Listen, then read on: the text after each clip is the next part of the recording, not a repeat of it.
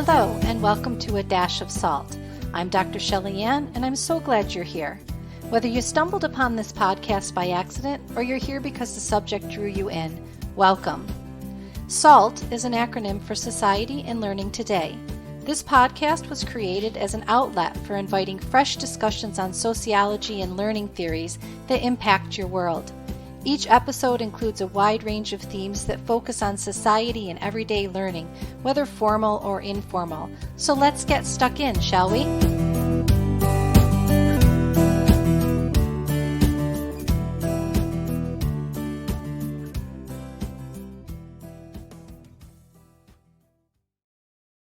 Welcome everybody to A Dash of Salt. I'm really delighted to have Dr. Kimya Nuru Dennis on the podcast today. She's going to talk to us about implicit and unconscious bias in society, education, in the workplace as well, and a little bit on social and educational stratification.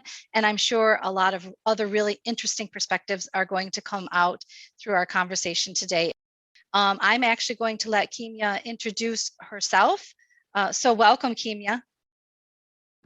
Thank you so much for having me. And I am really excited to meet you and just interact with you as an educator. So I really appreciate what you do.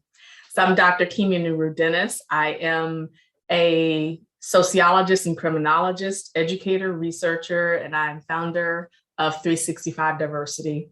And so the work that I do is education-based when addressing health disparities, mental health, physical health, and suicide. I also do work to change everything about schools. That's curriculum, that is representation of school officials and school decision makers. And I always highlight all of that. It's also on 365diversity.com. I highlight this because when we're talking about making changes, we have to highlight what we're going to contribute in our lifetime. I want to make sure that decision makers and people who want changes don't ever pretend that you're really changing the world 100% now, right? Because that's how oftentimes legislature happens. And they're like, yay, we've succeeded, let's have a party. And things get reversed as soon as they fall asleep. So the work that I do in 365 Diversity, and also when I teach, is to explain to people how changes happen. You provide foundation for future generations to come for as long as humans exist. That's how changes happen. It's not about one march. It's not about tearing down one statue. I'm born and raised in Richmond, Virginia, the second capital of Confederacy. And so I know all about how that goes. I lived in North Carolina for 17 years, which is where I got my doctorate. And it's also where I was full-time faculty. And now I am in Baltimore, Maryland. So the work I do is local, national, and international. And it is difficult work. So yes, people will be uncomfortable, people will be offended, people will be all sorts of whatever. But what I do not accept is excuses. We can't complain. And then when people say, here are some options, now you want to find the problems with those options. You have to be honest about what you want to do to make changes. So thank you so much. Yes. I'm looking so forward to our conversation. And I know one of the things that you often like to speak about is unconscious and implicit bias, and also unconscious and implicit bias training. And so I'd like to talk a little bit about that today. And first of all, I just would ask you to maybe just explain for everybody what implicit, AKA unconscious bias is, so that we have a better understanding of how that we're all involved in this. Yes, all humans who have ever existed since the first existence of humans have biases. We all have biases, we all have assumptions, we all have prejudices. So that's why my work has nothing to do with that. I do not believe in implicit unconscious bias trainings. I consider those money wasters. I consider those scams. I consider those distractions from real changes. And I tell this to everyone who is making money from doing bias trainings, literally everyone. I explain there's a reason why the people who kill us the most and control us the most enjoy doing bias trainings. Guess who those are? Medical and health professionals, police departments and law enforcement agencies, and also schools.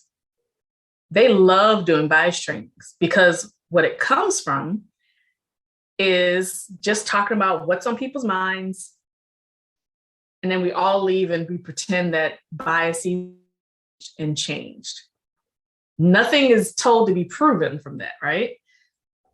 And you're falsely told that for power dynamics to change, for policies and actions to change, you've got to change somebody's mind. Actually, no, we don't have to change their mind. We have to tell them you can think whatever you want, but the difference between thought and actions is where the power comes into play. So this is why I just always explain to people, if you just want to live your life talking about bias, that will not include me, because I actually am doing some changes. And that's whether we're talking about government entities, political parties, police, law enforcement, schools, medical and health facilities, employers and workforce development. None of that is based on pretending to read people's minds and change people's minds. Instead, it's saying, what are we looking at in terms of your actions? And how can we change those actions, hold you accountable for those actions, regardless of what you're thinking? What can we do to really change some stuff that we can hold on to? So that's what I always encourage people to focus on. And do you think that, it is important, though, for others to be aware of implicit and unconscious bias, and creating an awareness for them, so that those policies and practices can be changed? And then what would you suggest as the alternative, as if you're not a supporter of explicit and unconscious bias training, what would be the alternative there? People can be aware of bias. They can be aware of their own bias, but decision makers know that there's nobody stopping their bias, right? So what I focus on, if you're talking about policies and assessments and accreditation and what books you use for schools beyond one class, but I'm talking about in general, that literally is about the decision makers. And yes, they all have bias.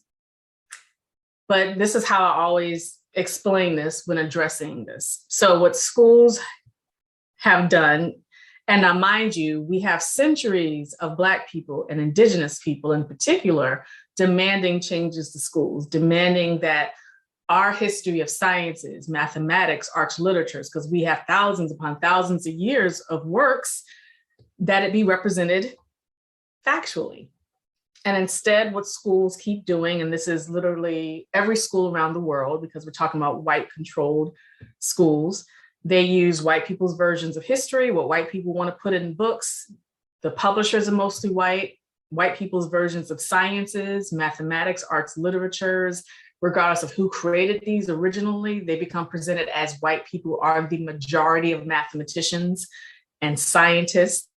You literally have people with PhDs, people with MDs, who think that the most notable people to really know about are white people, particularly white men, but also when we're talking about equity, usually white women will say, well, we need to be represented, but that doesn't change the racial, ethnic, religious, nation representation in this. So what happens, though, is that schools will say, okay, we're going to change the books and stuff that we use. And what they'll present to me is a new curriculum. And I tell them, you're not looking at the demographics represented in the creators of this information. Like, you can't give me a Cherokee booklet about science and pretend it's mere coincidence that these are white people who are writing this. Like, Cherokee people need to speak to their own knowledge, right? Mm-hmm. So that is an example of bias, in that people pretend that it doesn't matter who's presenting the information as long as the information is presented. But that bias is based in power. So this is why I tell people it's more than just bias, because people will tell you that they had no idea that there's a problem. And you will spend the rest of your life debating with people about their bias, what they're thinking, their intent, and all that. You'll waste a whole lot of time and resources on that. Instead, you have to just say, okay, whatever you were thinking, the fact remains that you did not know that equity in education and course materials requires the minoritized people to really speak for themselves. So this is what I tell people. If they want to talk about bias, fine, but I always tell people, what's the measurable outcome? And bias, just to kind of make things clear, is not just focused on race or racial differences or cultural differences, but it also includes the bias that when we bias internally, it's because we're favoring those who look like us, or those who act like us, or those who we have form an affinity with, and so bias also can include issues relating to LGBTQ plus, to those with seen or unseen disability. So do you want to talk a little bit about that as well? Well, bias is for everyone. The notion of ableism, the notion of what's considered normal. So even people who have disabilities, mental, physical conditions, as long as they look quote unquote normal and act quote unquote normal, then people are like everything's okay. And we have many examples. I have a disability, but we have many of examples of famous, well-known Black scholars, including fellow and criminologist, Dr. W.E.B. Du Bois, who, as he got older, of course, he died in Ghana the night before the March in Washington at the age of 95. And it wasn't until he got older that people saw photos of him and he had vitiligo. And a lot of people are like, we had no idea. That's because, again, a lot of times when we're talking about disability, people are just expected to hide as much as possible, to not distract from their knowledge, their contributions. But again, that's that false normality and that ableism. Same thing pertains to when we're talking about sexuality. LGBTQIA always interlocks with every other identity. A lot of times when people talk about LGBTQIA, they're really talking about white people. Because the moment we bring in Indigenous LGBTQIA, Asian LGBTQIA, Black LGBTQIA, people get uncomfortable because they think you're distracting from gender identities and sexualities. And I tell people, literally, it all interlocks 24/7, 365.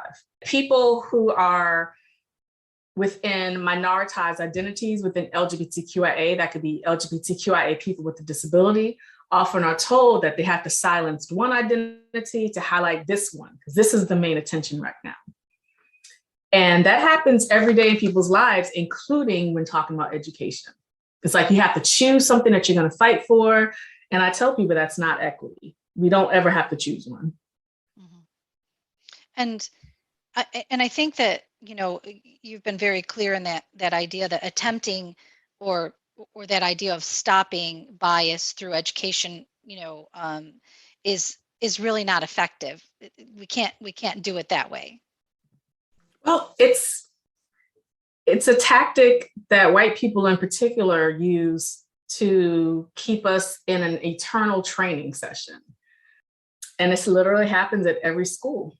Every school, when people come and say, here's the curriculum that we demand, here's the accreditation change that we demand, here's the change in publishers that we demand, guess what they're told? Awesome idea, we need a committee.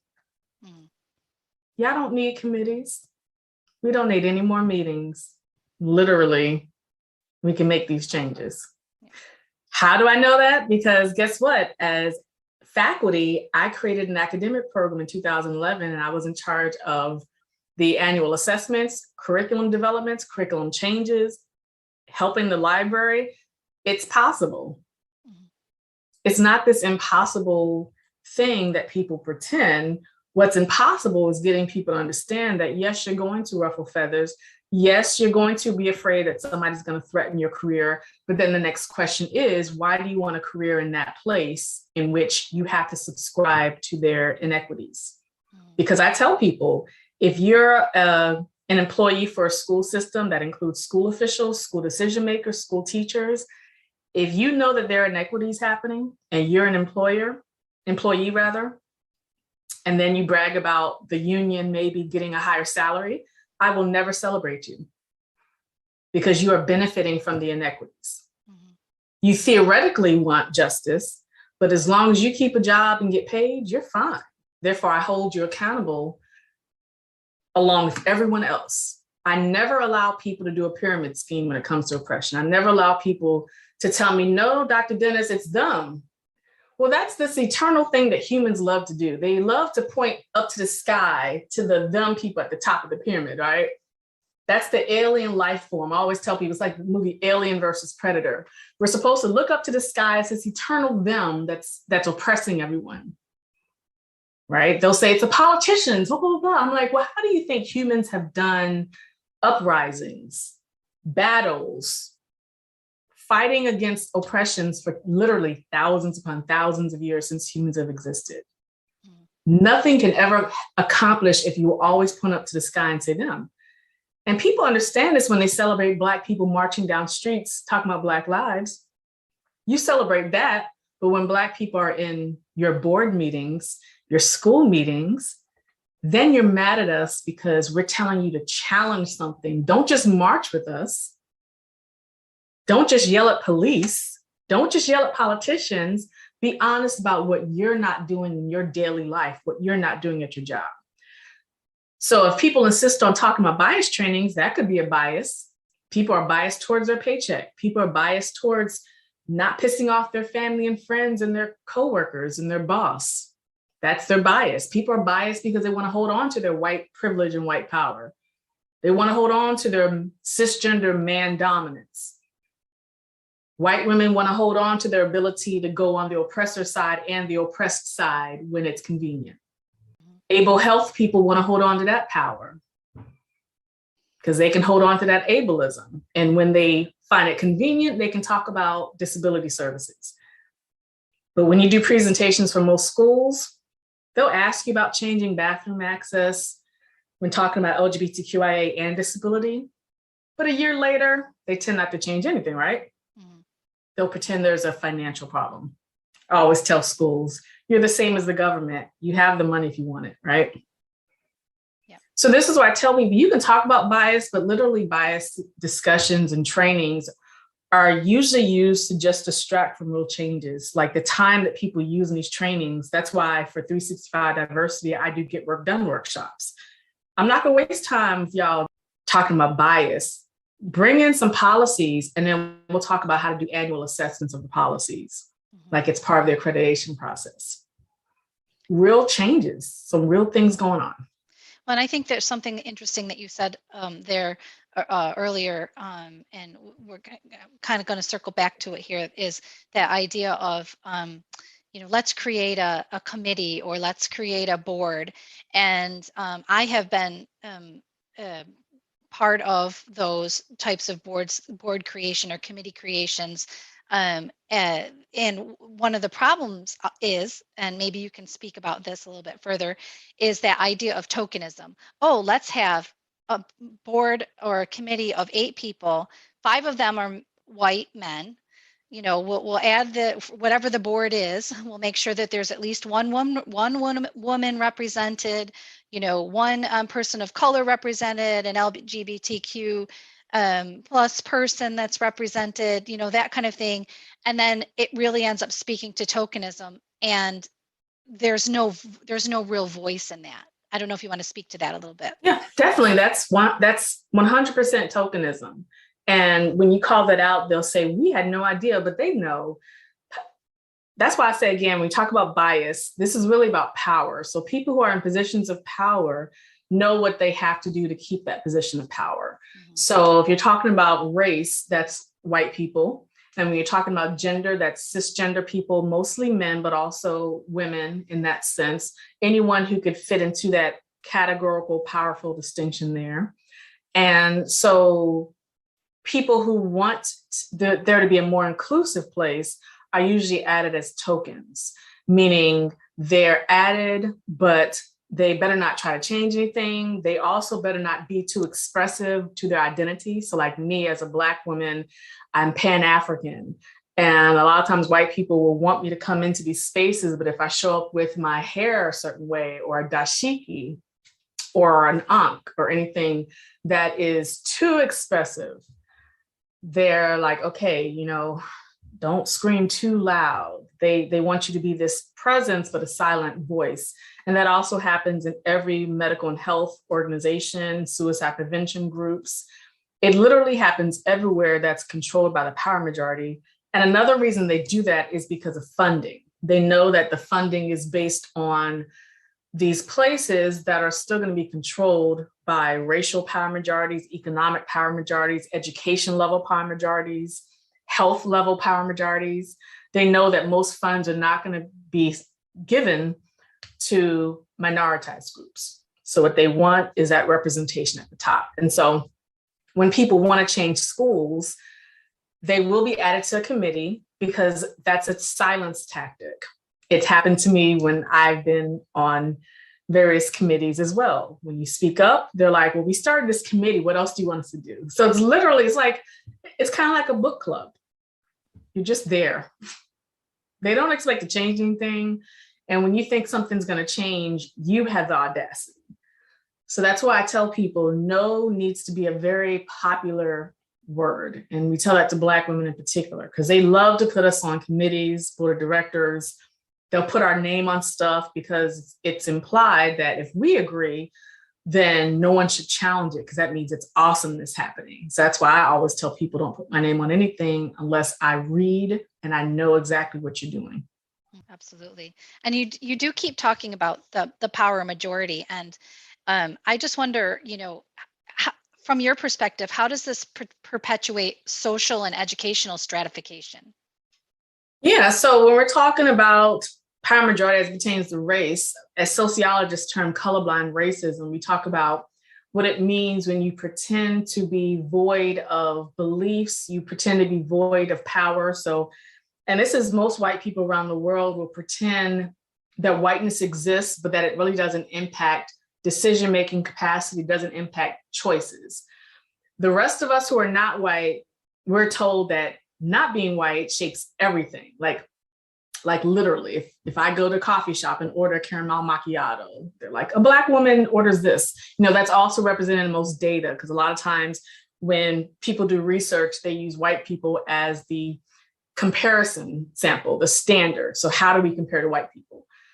And that's like whiteness is the neutrality there. And the same thing happens when gendered research happens. You're compared to men, and mostly cisgender men.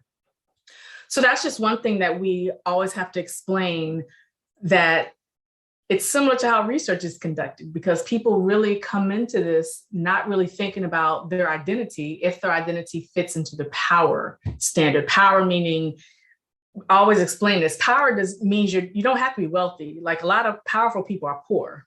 They're not power because of economics. They're power because when people see them, they will make a lot of good assumptions of them. They will assume that you're knowledgeable. And this happens a lot when people challenge me.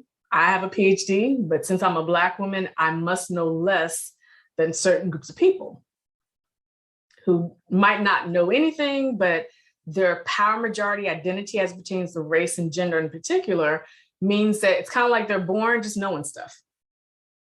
And when you say it out loud, yes, it's laughable because that does not make sense. But that's thousands of years of humans. When you look at religion, when you look at health conditions, these all different ways that humans have categorized. So, and you're familiar with Charles Tilly's Inequality by Design. Talk about, all these, we have all these different books and research where we talk about categorical inequalities, the Fisher et al. Book, Inequality by Design.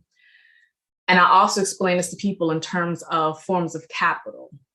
Mm-hmm. So you remember Nan Lin's book about the social capital, right?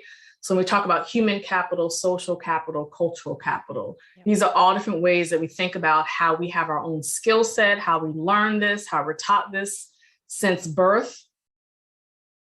How does culture come into it, which is the cultural capital part, which also ties into our demographic and cultural identities and experiences. And the social capital is the networking.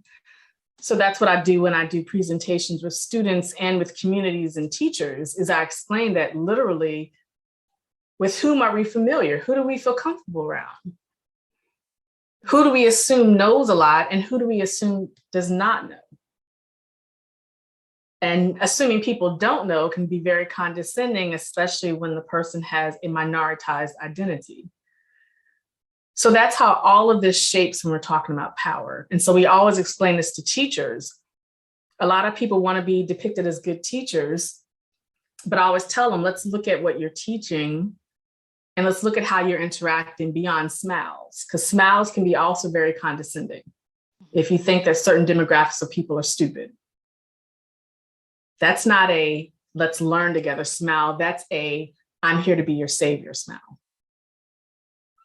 So that's how power is something that's important to explain. And some people will say, well, that's a bias again. But I tell people, I mean, you can throw that word bias around if you really want to. But again, the next level has to be, how are we going to change this? And what's the power that impacts people's beliefs into action? Because not everyone with beliefs can put it into action, right? Like I always tell people, you might hate somebody, but you can't fight them, for example. You might hate someone, but you can't get them fired from a job. That's the difference between what you're thinking and what you're able to do. So that's why the bias part, you can discuss it, but you have to say, okay, everyone has bias. What's happening with the outcome part? And how would you recommend, you've talked a lot about policies and putting those structures in place and the power majorities and all of that.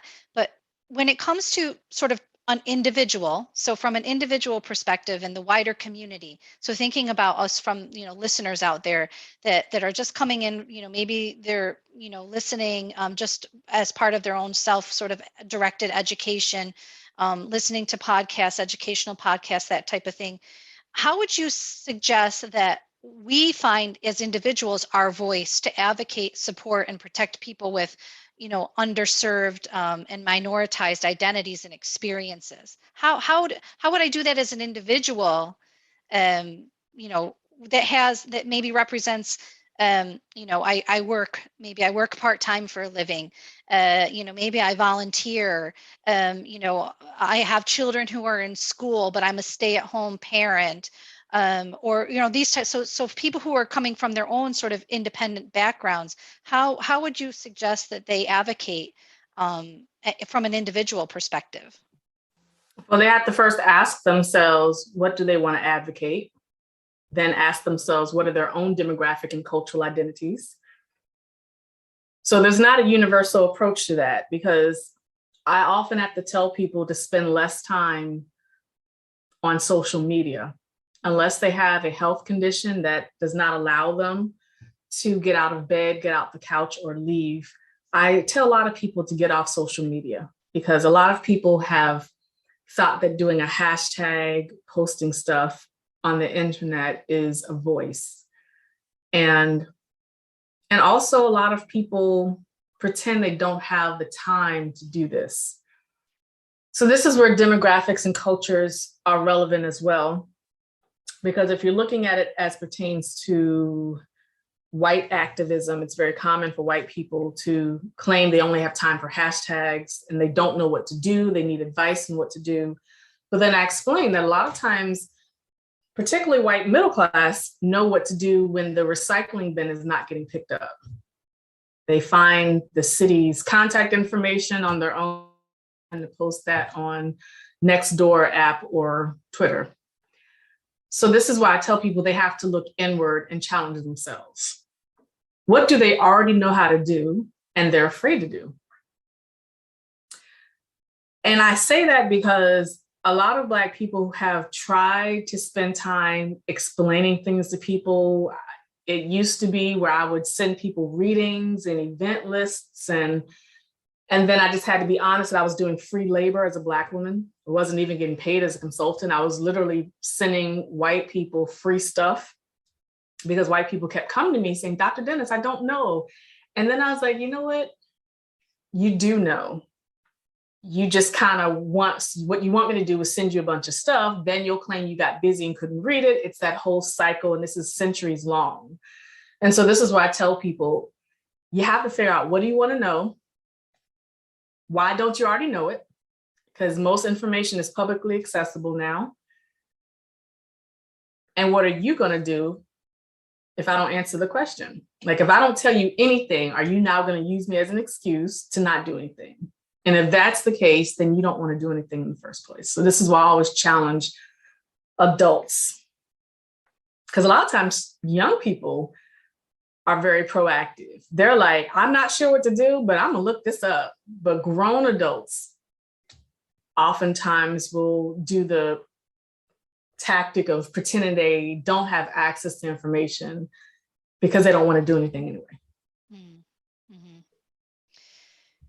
So I want to ask you, I'm really enjoying this, having this, what I would say, an uncomfortable or difficult conversation, which is good for change. And we talked a little bit earlier about that.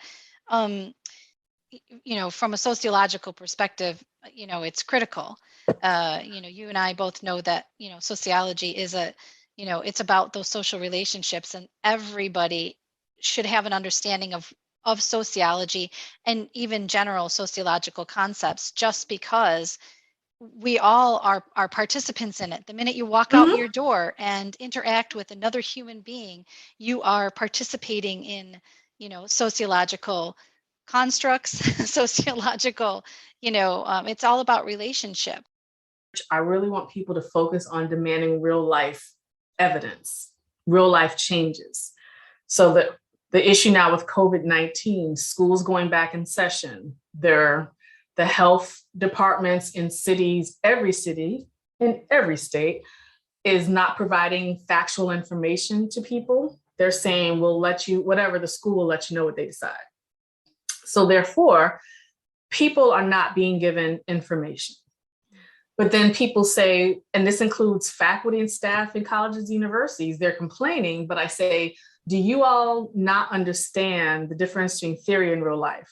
Like every day they will talk about theories, like theoretical uprisings of the establishment. They'll teach this, they'll talk about, oppressed people, uprising, but you're sitting in the classroom mad. Why don't you do an uprising? Decision makers, schools, government, medical and health professionals, they don't change anything if you're going to comply regardless. So I tell people, if you're an employee for K through 12, if you're an employee for college, university, even if you don't have a union, you have to really think about a cost benefit analysis here. Do you have a support system? Do you have some money that you've built up, gotten on the job market, so that you can tell these people, no, I'm not showing up? And we're not just talking about these teachers who have decided to leave their job during COVID. These schools have been horrible for generations. I always tell people, like, you're mad at your school now. The curriculum has always been horrible. You tolerated the curriculum. Mm-hmm. You taught white version of history forever, right? You maybe added a couple of books in there, but you still kept the main topic. So you're not really angry now because of COVID. It's just that COVID is the deal breaker because you used excuses throughout your whole career to tolerate everything else. So this is why I tell people, what are your deal breakers? Like, if the problems with your school for generations weren't the deal breakers, okay. Is COVID not? Okay. If you don't have deal breakers, the decision makers aren't going to care about you. You're literally going to be there regardless. Mm-hmm. Students are going to be there regardless. You want us to protest and march down streets, but you don't know what it means to boycott schools? You're like, well, we can get in trouble with the law. Okay, so that's another example of being controlled by the government. Mm-hmm. Why do people claim America is this freedom, liberation place, but then you feel like you have to basically die to comply?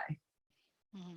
Why? I don't celebrate American flag chants and songs. I don't do that, but people oftentimes get mad at me that I don't.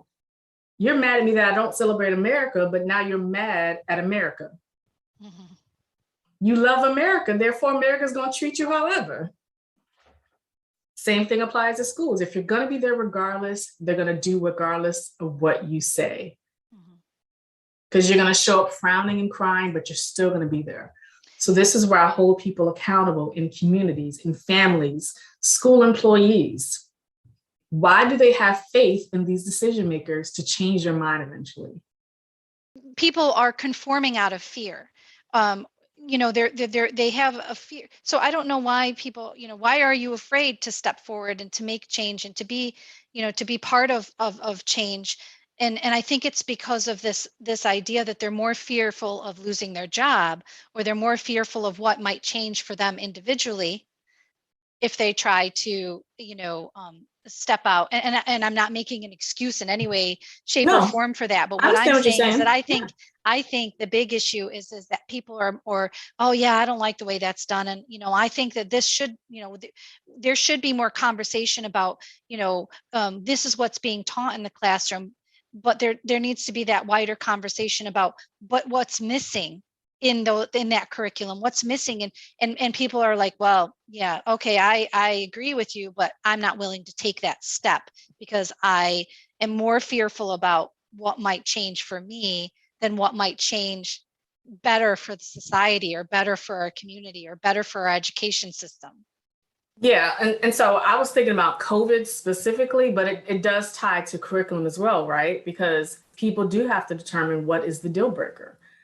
Because we have centuries, particularly in the Western Hemisphere, of uprisings. Before Karl Marx even existed, that people keep citing, right? Yeah. We've had Africans, Black people doing uprisings, Asians doing uprisings against white people who took over this land. The uprisings are not always well organized, meaning it's not always going to be this meeting in which everyone agrees. Yes, there will be people who snitch on you. But I really want adults now to understand, whether it's curriculum problems, whether it's dealing with COVID-19, this is not theoretical. So that's why I tell people critical race theory. Okay, you like a theory or you don't like a theory. I don't care either way. Now let's talk about real life. Because a lot of times people say, well, you want to join our book club? No, I really am not a fan of book clubs because I really think they're distractions from changes and actions. People need to ask themselves, what are they going to do to not just speak out about the problems, but to say, I will not comply. And to actively change. Yeah, not complying during COVID-19, because that's something that's more immediate regarding health. But even if COVID-19 gets more controlled in upcoming years, are you going to go back to complying to the curriculum now? Mm-hmm. I tell people to always be on the job market, because every employer, and this also ties when talking about economics and specific capitalism, but overall exploitation of labor. Which, by the way, being wealthy does not mean you have to become a millionaire, and it does not mean you have to exploit people. Capitalism is about exploitation, not just making money, right? Mm-hmm. I always tell people, if your employer knows you're loyal and you're just there and you have no other options, they literally will keep doing the same thing to harm you. Because where are you going to go? I explain this to teachers, that if you're, and school counselors, like everyone. Yeah, complacency is a killer. Yeah, like families and communities need to understand that if this school knows that they're the only school within walking distance and you don't have public transportation, they're going to be the worst. Mm-hmm. Because they know that you're going to have to be there even when there's mold in the AC units, when there's no heat, when there's mold in the paint with lead in it that should not be legally allowed. They're going to know that if they eventually get caught, it's going to become a news story. It's going to become an investigation, but nobody's going to care about your health and if you die. So this is why I always tell people that non-compliance is going to be considered unprofessional. You're going to be considered non-collaborative. You're going to be accused of not seeing the larger picture. Mm-hmm. Of course, they need to convince you that. That's the whole foundation of getting compliance, so that people can be the egg, the ants falling up with the egg to the anthill. Non-compliant ants are killed and they're just part of the stash. And I keep telling people that that's what most people are taught to be their entire lives. You comply, you can complain while you're complying, but you're still complying. And if you do not comply, you're criticized by the people who you thought were also complaining along with you. You got to remember, a lot of people are complaining more theoretically. They might be releasing their negative emotions with you, but they're not really thinking about making some changes. So when you actually start making changes, you have the audacity. And so I want more school decision makers, more teachers, more families, and more communities to have the audacity. Because like literally in every city, every state across the nation, there are people who are complaining about the same thing. And when I've done presentations with teachers, they pretend not to know teachers elsewhere. Like, how can you possibly brag about joining these teacher organizations and attending conferences? And then when you are told to make changes, you pretend not to know teachers elsewhere. You literally had lunch at a conference 2 months ago. So I will stop there, but that's just I just explained this because I really want people to understand the difference between not having options and having options, but being afraid or whatever the case may be to not take those options. Those are two different things that people learn their entire life to pretend are the same thing, to make excuses. So that's all I'll say. And that is absolutely great way, to sort of actually naturally and organically wind up our conversation. I just have actually one final question for you. What do you hope that someone who visits 365 Diversity, what do you hope that they'll take? What's the very first thing that you hope that they'll take from visiting your website? Well, they will have some information to read, some ideas, some previous podcasts also. And for themselves personally and professionally, depending on their field of expertise as well, they can think of what do they want to change for themselves. And I don't do, like people oftentimes say, what books should I read? Humans have trillions of books. Do you really want another book to read, people? I really want y'all to do some changes. Like, don't just throw book page citations at people when people are talking about the horrors of the world, the horrors of your school. And you're like, well, yeah, page 4 of so-and-so. I don't care about page 4. So I really want people to, if they go to my website, they can just be motivated that there actually are people who are confused. They're angry. They want to save their career and their job. So they don't want to quit everything, right? Because we can't quit everything. But they want realistic options. And this is also why I tell people this is where you have to really be honest, because you can't complain about your school and then next month, surprise, the school officials award you, they give you some kind of teacher's award. And you have to realize they do that for a reason, right? Here's my hint. You get teacher's awards to not only celebrate you, but to give you an incentive to stay there and stop complaining, just to let you know, in case you don't know. It's the same thing as any employee award. It's like Walmart and Amazon giving people employee awards after news stories have talked about how they harm employees and stuff like that. So this is where I want school employees to understand that schools are the same harm as every other employer. So when you go to my website, I really just want people to get rid of that hierarchy of occupations that they've been brainwashed their entire life to have. Like, I'm a teacher. I don't work in that industrial labor that you work. I'm a teacher. I'm not a secretary. Well, guess what? The employer, the insurance, the lawyers working for your employer, they see you all the same way. So I want you, if you go to 365 Diversity website, I want you to get rid of this hierarchy thing that you've been taught to do.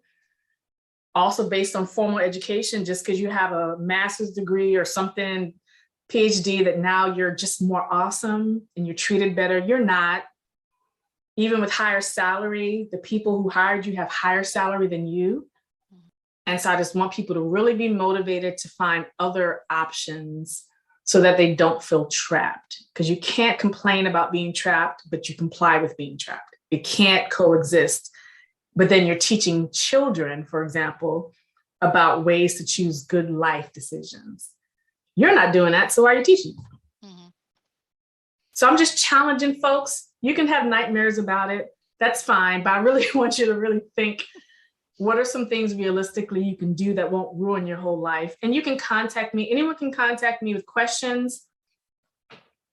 And you can also hire me if your school actually really is changing curriculum stuff, if they really want to do it, not theoretically. I'm not going to do just a training to define racism and sexism. If you really want to change some stuff, let me know. And I like that. I really, really love the name of your website, and the name of your, program, if you will, that 365 diversity, because it really resonates, that idea of, at least from my perspective, nobody's asking all of us to actually change everything in a 24-hour period or in a day. But if we can make one change and then progress on that each day for 365 days, imagine the change that could happen if you just, decided to just change one thing a day. Make one simple change individually or part of your professional career, that type of thing. If you could just make one change a day, imagine the possibilities in 365 days. Yeah. And just also know that when you change something, there's somebody waiting for you to change it so they can change it back. That's how schools operate. That's how businesses operate. That's how medical and health organizations and facilities operate. That's how politicians, government operate. When changes happen, what they want is for people to celebrate the change and not check for a follow-up. Mm-hmm. Like, I'm from Richmond, Virginia. Those statues being removed, what they want is for us, particularly Black people, but everyone, to celebrate and not ask, where's the fund coming from? Who are you sending this bill to? Because it wasn't free to remove it. Well, we know the money is going to be taken from somewhere, and it's going to disproportionately impact Black people in Richmond. My motto is discuss diversity daily, not your typical diversity training. I'm not here to take everyone to lunch so we can hug it out. I'm literally here to make sure we make changes and do annual follow-ups to make sure these changes are not being changed again, to take it back to where it started. And you know what? I really do appreciate the difficult conversations and the challenges that you presented for us today. Thank you so much, Kimya, for being a guest on my podcast. And I'm hoping for so many. I know for myself, just having that real eye-opening conversation and establishing that relationship with, these difficult conversations. So thanks so much. Thank you.